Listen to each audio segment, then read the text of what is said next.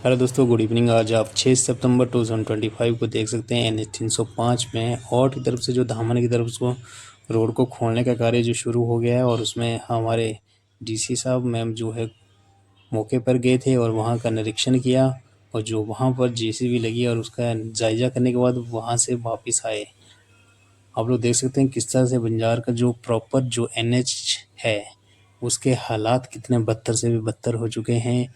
कहीं पर 5 फुट तो कहीं 3 फुट ऊपर नीचे पूरे का पूरा रोड हो चुका है।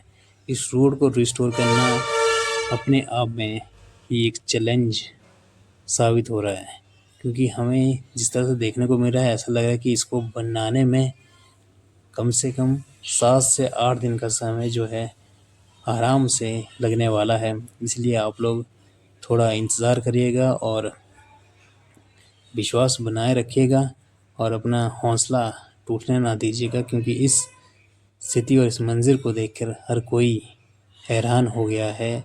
ये जो चीज़ें देखने को मिली है ये आज से पहले ना तो किसी ने देखी है, ना ही आज से पहले इस क्षेत्र में इतना भारी नुकसान हुआ है। अब देखिएगा पूरे का पूरा ऐसा लग रहा है जैसे कोई नई कंस्ट्रक्शन करनी हो और हमें साइट दिख रही हो। यहाँ से हमने जो है अपना लैन बनाना है, उसके लिए हम उसका निरीक्षण करें। पूरी तरह से देखिए आप इसमें पूरे के पूरी तरह से पूरा पूरा रोड तबाह हो चुका है। इवन मलबा भी शिफ्ट करना एक टास्क है।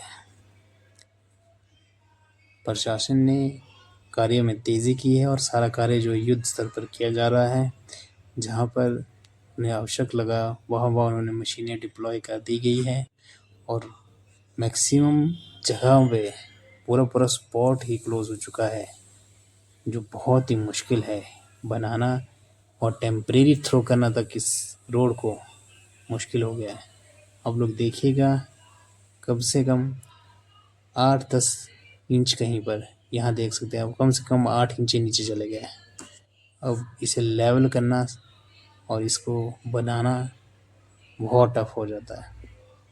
यहाँ से देखिएगा आप लोग पूरा का पूरा नीचे बैठ चुका है और आगे को, जबकि यहाँ से बिल्कुल प्लेन सड़क हुआ करती थी।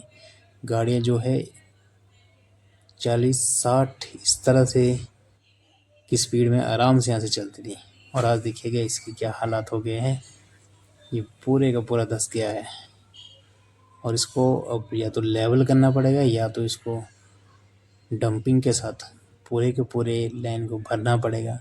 दो ही ऑप्शन है, कुछ ना कुछ तो करना ही पड़ेगा, जिससे जो है बंजार की जनता का जनजीवन जो है दुरुस्त बनाया जा सके, वो यहाँ की आम जनता की आवाजाही चलाई जा सके।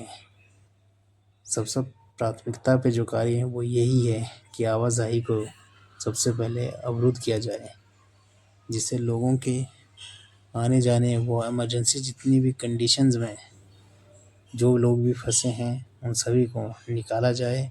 वो बीमारी जैसी हालात या कोई अन्य हालात जिससे लोग जूझ रहे हैं, उसके लिए सबसे ज़रूरी है यदि रोड की कनेक्टिविटी होगी तो व्यक्ति 2 नहीं तो 3, 3 नहीं तो 4 घंटे के बाद कहीं ना कहीं पहुंच जाएगा। अगर रोड की ये व्यथा रही तो इसमें बंजार से कुल्लू अगर किसी पेशेंट को लाना है या किसी अन्य को लाना है, उसी में ही 7 से 8 दिन का समय आराम से लगेगा। और इन पैचेस से किसी को पास करवाना तो अपने आप को पूरे कीचड़ में से लथपथ करना होगा, तभी जाके इन रास्तों को पार किया जा सकता है। जिस तरह से देख रहे हैं आप पूरा रोड अवरुद्ध है। कहने के लिए बोल सकते हैं कि पूरा रोड ही कुछ जगहों पर कंस्ट्रक्ट करना पूरा है। ये देख सकते हैं आप जो है प्रशासन की तरफ से जेसीबी लगा दी गई है और जेसीबी के लिए भी काफ़ी समय लग रहा है, क्योंकि समय तो अब लगना ही है।